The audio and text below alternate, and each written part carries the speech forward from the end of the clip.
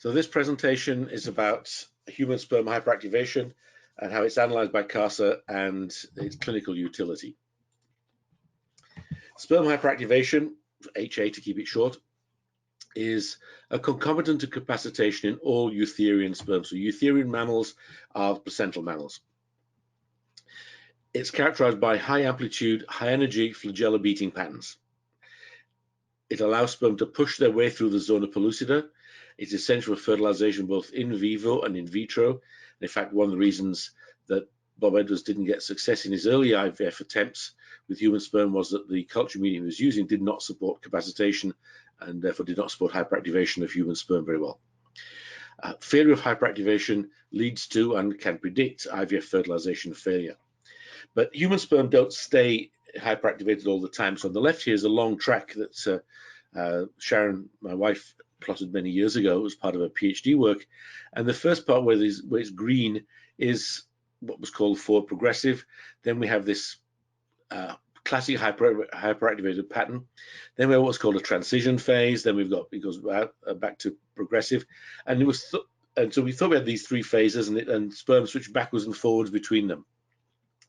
What became clear when Sharon started doing the analysis of these sperm by looking at their tails.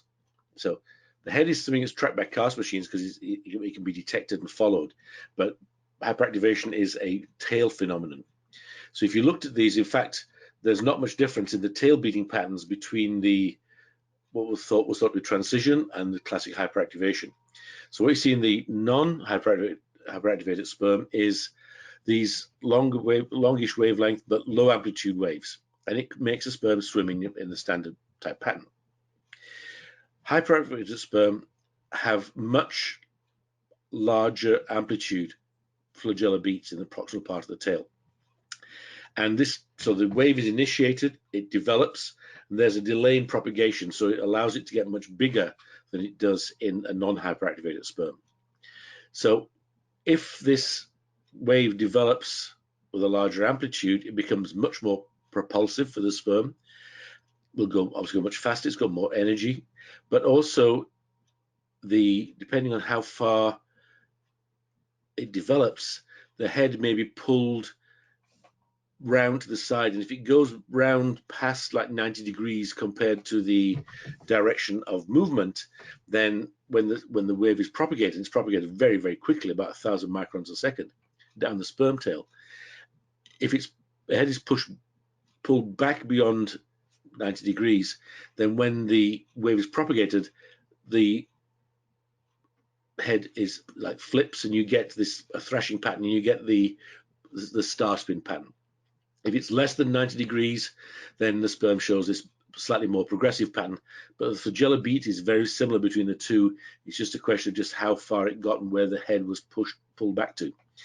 If you do what's called a flagella beat envelope analysis, in this case, sperm are traced in multiple images and then realigned according to the long axis of the sperm head, then you get this envelope for flagella beats. Non-hyperactivated sperm, this is never more than 90 degrees.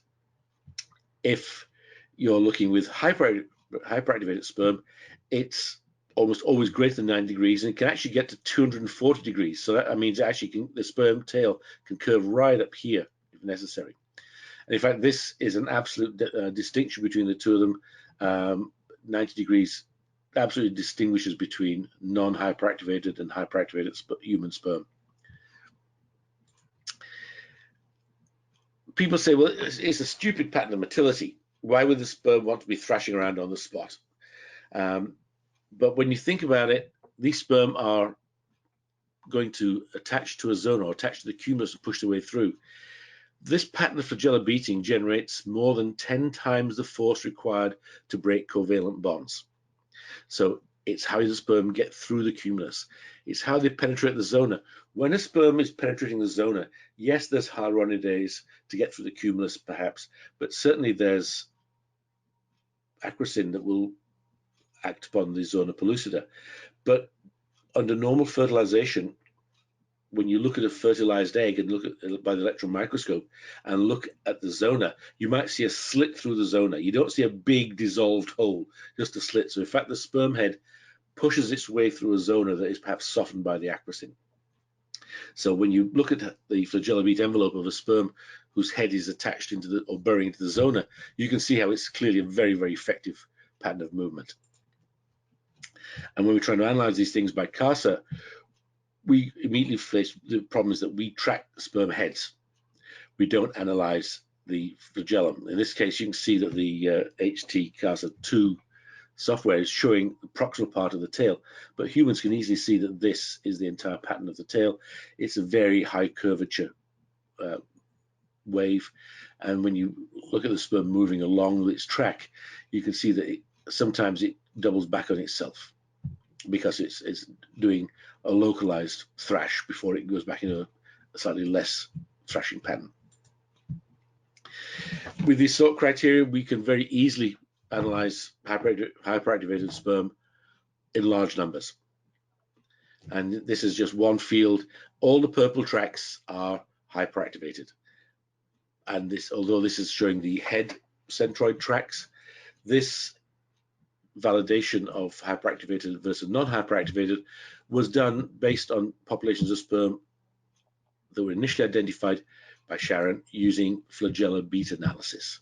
So we know these are hyperactivated and the others aren't. In terms of IVF fertilization, you could predict IVF fertilization outcome. Did a study many years ago, which was actually the first part of a much larger study that never got completed after I left Sydney IVF. But looking at good and poor IVF fertilization rates, we were able to identify them with 100% sensitivity and 100% specificity based on a number of variables using discriminant function analysis. First was oocyte grade, which is using a defined scoring system that we still use today, and it does actually tell you about the fertilizability of oocytes and, in fact, the developmental potential of the embryos as well.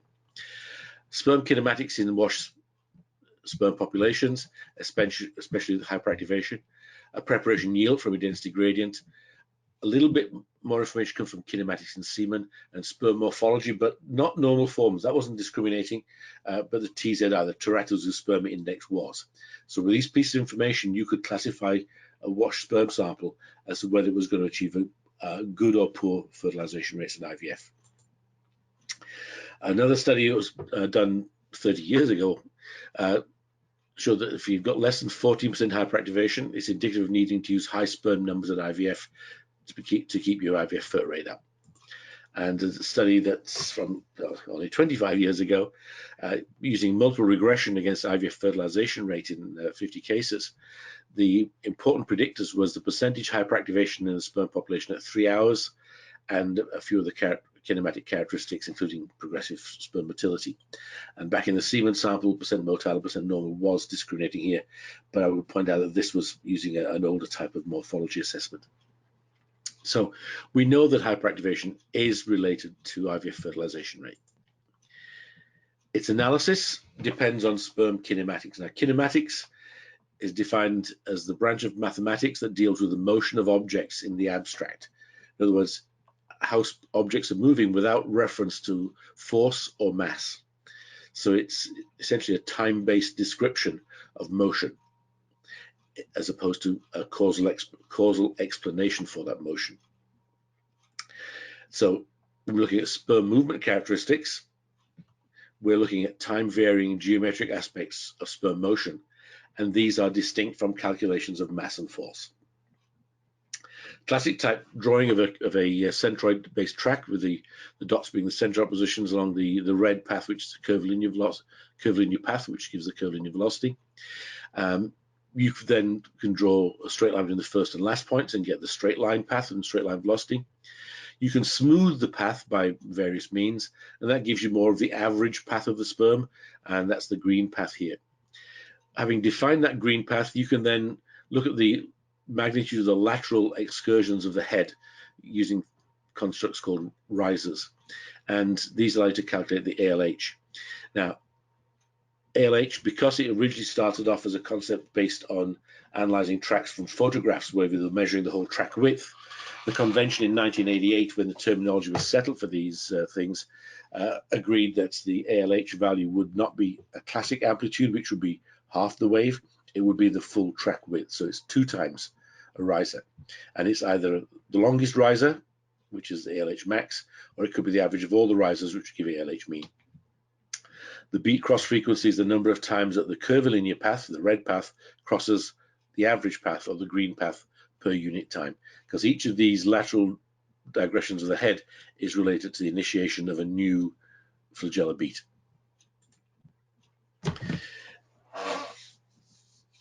Although all the CASA systems give you average values for these kinematic measures, they're not useful, because to start with, they're not necessarily normally distributed. They can be skewed, truncated, even bimodal in some situations.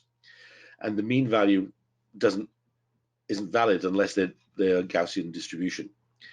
Also, a mean value conceals the population variability. All the sperm are not swimming at just about the same speed. There's a very wide range of velocities, and say it can be skewed or truncated or whatever. The important thing is that sperm function depends on particular movement patterns. An example here is hyperactivation. And that means you need to describe the pattern for each sperm using multiple kinematic parameters. So in this case, we need to be able to sort the sperm, not just look at the average values from all of the tracks we've measured or analyzed. And we can go back to this consensus meeting from the ESHRE Andrology Special Interest Group that was published in 1998, which says that multiple parametric kinematic definitions, which would allow the classification of individual spermatozoa into specific subpopulations which are correlated with relevant functional endpoints, the other example here being good mucus penetrating sperm, should be made. So don't use mean values. You should be trying to define functional subpopulations based on a multi-parametric analysis of each sperm tract. There are a number of confounders when we try to analyze sperm kinematics. The first thing is frame rate. And the frame rate that you need depends on the species, on whether you're looking at sperm in semen or in culture medium, and even individual sperm might need slightly different ways of being analyzed. This is a study we did many, many years ago, and this was using some human sperm tracks.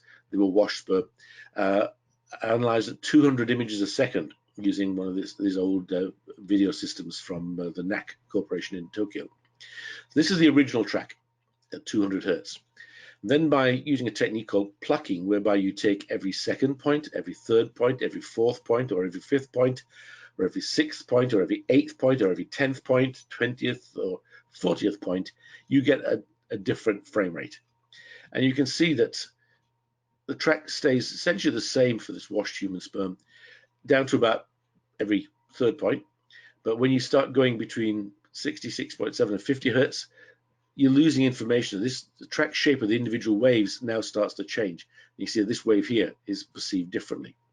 This group of patterns here now suddenly becomes different here, and even worse when you go between 33 and 25. And this is a big problem. The early CASA machines, because in the States they ran at 30 hertz, and in the Europe they ran at 25 hertz. So you get clearly very different perceptions of the track of sperm depending on the frame rate. So it looks that as though 60 hertz is the minimum frame rate for reliable track reconstruction. We analyzed a bunch of tracks using this plucked data using a semi-automated system that I developed called VideoMot, and it basically we tracked the points off the video screen, and then onto acetate sheets we put them onto a digitizer tablet, and then entered in the XY coordinates, and then the software running on an old Apple IIe computer did the analysis for us. You can see VCL is obviously going to be very, very frame rate dependent. In this case, we look at the average path, and this was not frame rate dependent except at very high frame rates, and that was due to a feature of the software, because the average path was being derived using by drawing the midpoint between APCs. So you identify the APCs each side of the track, and then you look at the midpoint between this one and this one and draw, there's your point of your average path. If you have those images or tracks that show this sort of pattern at the outside edge, you could get an issue of an error creeping in. And obviously ALH is going to become frame rate dependent if the VAP is frame rate dependent. So this is not news. We knew this 32 years ago. Depending on the track smoothing, it may or may not be appropriate. You could, if you have inadequate or over smoothing, that would change the average path. That affects VAP, but if VAP is affected, then straightness and wobble are also affected. If it affects the VAP, it affects the derivation of the risers and hence the ALH measurements. So ideally, we should be not trying to use these risers. We should try to use something that's geometric and frame rate independent if possible. So as I said, there's a number of ways of defining average path. Classically, we did it by visual interpolation, like drawing a sort of straightish line through the path. We have this midpoint method, or the one used by most computer systems is a Tukey window. So this is where you take, say, 5 points, calculate the average of the 5 X and Y coordinate values, and you get a point on the average path that matches the middle point of the 5 points. So that's a 5-point window. Now that 5-point window sort of worked okay with 25 and 30 hertz tracks on seminal sperm. As soon as you go on to wash sperm, or especially with the higher frame rate tracks, you need to use a higher frame rate. Problem is, the ideal frame rate for a track to get the proper average path and not over smooth it or under smooth it depends on the track. So CASA systems should employ adaptive smoothing techniques, not fixed Tukey windows. Some of the systems still use fixed Tukey windows. Some of them still use fixed 5 or 7 point. The HT systems employ adaptive smoothing and will use variable numbers of points up to 13. And this is from another system, and you can see that this average path shown here in green is clearly undersmoothed. This is nothing like the average path of the sperm. So in this case, the ALH is measured at 0, which is clearly nonsense. The linearity is extremely low because that's the nature of the track, but straightness is also poor because this average path is diverging too much. So this sperm, which is actually tracked at 100 hertz, is clearly undersmoothed. And this would be an example of what happens if you're using like 5-point smooth. So if you're using something like 5-point smoothing on a 100 hertz track. So 100 hertz is great, but the smoothing is inadequate. So there are different methods to derive the ALH values. It depends on the derivation of the average path, whether you're using mean or max and riser values, and how you're getting it from the path. So this is a little study that Sharon did a couple of years ago. This is one track. It was redrawn at 60 hertz and 30 hertz, and it was smoothed either with 5 points or 11 points. So this is just the track, and the upper one of each of the sets of 3. The middle one shows risers, and then the third picture actually shows the riser values separated from the track. And that's been done for each of the 4 combinations of smoothing and frame rate.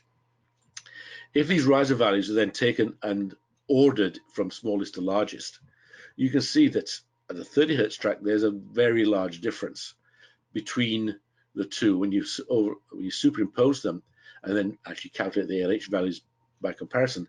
There's a clear difference. And we can see that the difference between the ALH mean, which is the bottom end of this bracket, and the ALH max is different.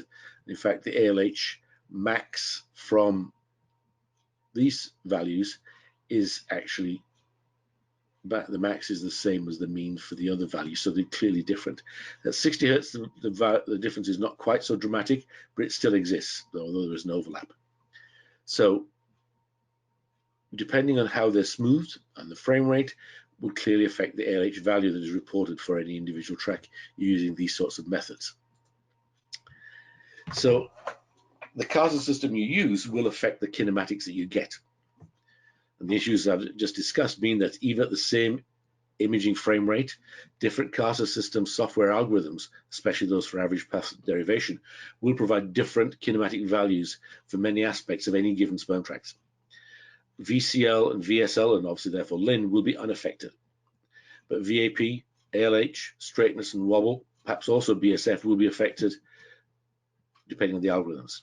And of course, ALH will be different depending on whether you're using an ALH max or an ALH mean value in the results that you're presenting. That means that analysis results will differ between systems for things like percent rapid progressive, because this is often based on VAP. And sometimes the definition also includes straightness. And clearly this will vary depending on how the tracks have been smoothed. If we look at a good mucus penetrating sperm, where people often use VAP, but we also use ALH, you'll underestimate between different systems compared to the HT software. Hyperactivation will have the same problem, it'll be underestimated by other systems. And of course, that's going to confuse everybody in terms of trying to develop and apply clinically any standardized functional sperm movement analysis definitions. So unless we get some concordance between systems, you're going to have machine-specific classification algorithms and machine-specific interpretation criteria for any particular definition, like good mucus penetrating or hyperactivating sperm, that you're trying to use. And this is just going to make life very, very complicated for everybody. So one of the things that Sharon was looking at was fractal dimensions. And the fractal dimension is described as a quantitative assessment of the space-filling properties of curves on a line. And that's the definition from Katz and George. Fractals, the big thing with the Benoit Mandelbrot and the Mandelbrot set, everything doesn't look like that funny fancy colored beetle thing. But fractals is just about how a line fills the plane. And it meets very nicely our need to find a kinematic measure that does not depend on track smoothing. So if you have just a point, a single point has no dimensions. A straight line has one dimension. A plane has two dimensions, and a cube has three dimensions. So obviously, as a line becomes more and more meandering, its fractal dimension is going to be more than 1.0. And in the extreme, if it's going back over itself, you can even get more than 2. Now, this really, really upset Benoit Mandelbrot. Apparently looked at Sharon's work and said, it cannot get above 2. Well, it can, depending on the definitions. And clearly this, if you look at this track as like stacking up on the plane, because it's crossing the point and that part of the plane more than once, it could get that high. But you can see it's very hard to define where we're looking at, but this actually is a cutoff between non-hyperactivated and hyperactivated tracks. And the ones down here, the ones that really, really show what happens if you've got these thrashing tracks. The problem is with CASA analysis, the fractal dimension is unlikely to identify sperm hyperactivation consistently if it's used on its own. So yes, it describes the pattern, but it doesn't have a sense of scale. And we know that sperm have got very high velocity flagellar waves, and therefore they're going to be moving very rapidly. So when Sharon was trying to validate the fractals and validates them against her sort criteria, then she found that she had to use something else. So in this case, this is a proportion of sperm that were hyperactivated. Now, all of these tracks were hyperactivated by this definition, which is VCL, linearity, and ALH. But they were originally classified by flagellar beat parameters, and these are the kinematics that were found to identify them robustly. When she tried to do it with just the old sort versus a D value of more than 1.3, there was still a lot that did not agree. When she tried to use sort greater than 1.2, it actually got slightly worse than the ones that didn't agree at all. But when she put in VCL, still at the same cutoff, she now got almost 100% agreement between the two algorithms. Some of the tracks always agreed about whatever, but she got much better agreement, whether they were hyperactivated or not hyperactivated, according to what was being defined from the original flagellar beat characteristics. So that means that this equation in the HT CASA 2 software, because the fractal dimension is only available in the second generation software, not the first, will give you a very reliable measure of hyperactivation, and it's not really frame rate dependent, but it certainly is not also dependent on track smoothing or ALH. That's gone. It's only the curvilinear velocity, And although that is frame rate dependent, this is the value for a 60 Hertz track, and the D value is not. And so this, you're looking at this particular track in the middle of that picture, and you can see VCL is over 300 microns a second, VSL is relatively low, linearity is very low, straightness is moderate, a lot of wobble. ALH 14.6, this is ALH max because it's a HT software, and the D value is 1.56 because it's more of the wide track rather than the thrashing track. So D is a very good way in conjunction with VCL of classifying human sperm hyperactivation. So what we would say is that the modern semen analysis by CASA for us, on semen samples, we'd assess the concentration of progressively motile sperm, the rapidly progressive motile sperm, the A's, because it's only a part of those that can get into mucus. So the B's don't matter in terms of getting into mucus because they're all slow by definition. And also look at the good mucus penetrating sperm. On a wash sperm sample, we can assess the concentration of highly motile sperm, which will include hyperactivation. We can define rapid progressive very easily because it's a very clean sample, so we get that accurately. As per the Vienna KPIs consensus from ESHRA Alpha, we expect at least 95% rapid progressive in a proper post-wash prep. And of course, we can measure hyperactivation, and we actually have an assay where we can use an agonist as well, and we call it HA max, which I'll come on to in a moment. Other clinically important information, sperm morphology. From my perspective, we will continue using visual assessments until we have a validated CASA system that can give us a TZI. Because for us, the TZI has much more importance than just percent normal. When you're trying to look at percent normal, if you're trying to say that 3% and 5% are different for normal forms, you must have counted more than 1,500 sperm. And nobody ever does that in real life. A CASA machine might, but no one's doing that still. We still look at antibodies because cases with more than 50% head-directed antibodies, we still send those direct to ICSI because there's a risk of fertilization failure. So in terms of clinical utility of hyperactivation, in terms of a diagnostic workup, we would actually do it on a trial wash preparation where we put the sperm under capacitating conditions and we would monitor spontaneous and agonist-induced hyperactivation, and I'll explain that more again in a moment. By measuring this, we can identify possible sperm dysfunction. That means there's a poor prognosis for IUI or a need for more invasive ART. We might identify likely sperm dysfunction, and that means a probable need to use ICSI. On the day of your IVF case, if you analyze the IVF sperm prep immediately before you use it to inseminate the eggs, and you've got virtually very little hyperactivation, then that's an indicating a risk of possible sperm dysfunction, which means you've got a risk of low or no fertilization. So this is a last-minute warning that you need to convert from IVF to ICSI. So we would do both these things routinely. And in fact, hyperactivation is one of the main criteria we use for saying who is okay for IVF and who needs ICSI.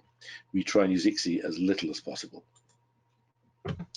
So the figure on the left is some work done by Jacek Kosakowski when he was running my andrology lab in Sydney.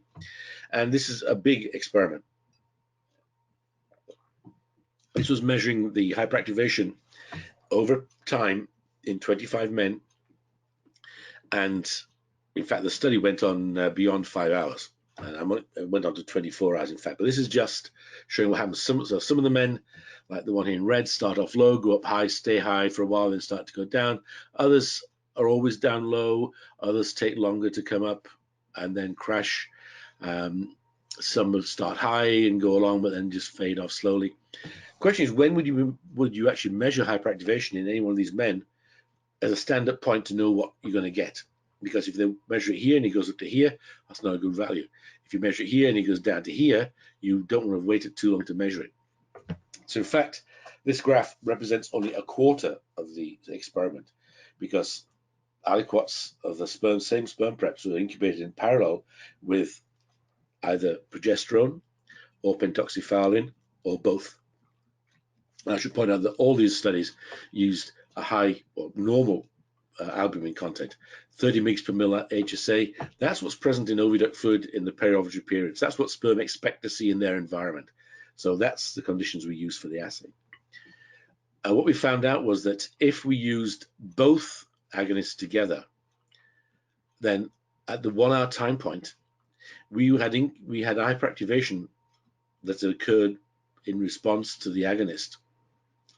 In more than 90% of the men, that was within 10% of whatever their maximum spontaneous hyperactivation would have been, regardless of whenever it occurred, whether it was at 1, 2, 3, 4, 5 or more hours.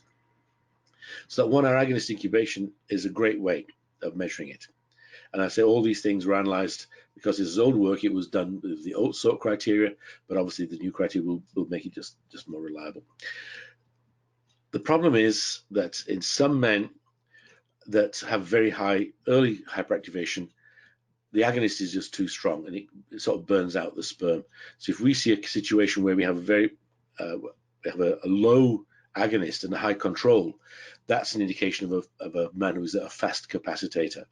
So that's why we need to have the control as well as the agonist measurements. When we've used information to try and decide who's okay for IVF and who needs ICSI, the decisions we make are mostly based on sperm morphology in terms of this teratozoospermia index, the gradient yield, and hyperactivation using that HA max assay. So this is a study in a smallish clinic that over a period of time with consistent protocols where we looked at the prevalence of low or failed IVF and ICSI cases. And you can see that the prevalence of low or failed FERT at ICSI still exists. ICSI does not solve everything, but the prevalence by IVF was actually less than the prevalence by ICSI, although the things were not really different. When we look at these low and failed ones and look at what may have been the explanation for those low and failed IVF cases, we looked in regard to stimulation response. So with a normal stimulation response, which is 5 to 15 cumulative oocyte complexes, or we just looked at the overall maturity, whether we got less than 4 metaphase 2 oocytes. So if we look at these low IVF cases, you can see that only 3 of these cases, 3 of the 16, occurred in cases where there was a normal response to stimulation. 8 of the cases were with more than 15 oocytes, and 5 occurred with very few mature oocytes. The problem you get lots of oocytes is that the eggs are not always properly mature. We looked at the failed FERT cases. Here, the failed FERTs occurred almost always when we had very few eggs and very few mature eggs.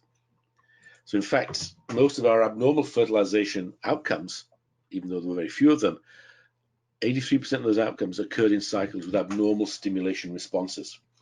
So in fact, these cases were very rarely due to missed sperm problems. It was almost always due to problems with the oocytes.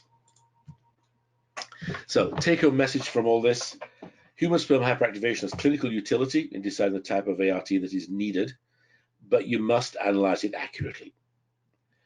The established sort criteria, which essentially uses Boolean arguments, are only validated for use with HT CASA and HT CASA 2 software. That's because these sort criteria were developed on populations of cells that have been classified based on their flagella beat characteristics, which is the only true way of differentiating hyperactivated from non-hyperactivated sperm. If other CASA systems use these same sort criteria, the same Boolean arguments, then their percent hyperactivation motility results will always be underestimated because they always are using mean ALH rather than max ALH values. And that's the first problem.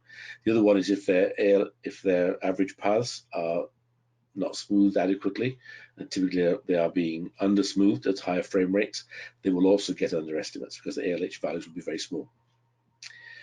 So the extent of underestimation will vary between sperm populations, so you will not get good values, but you also can't correct for them either, because it depends on the machine and also the actual sperm population that's being analyzed as to what the fudge factor should be to get the HA motility value correct.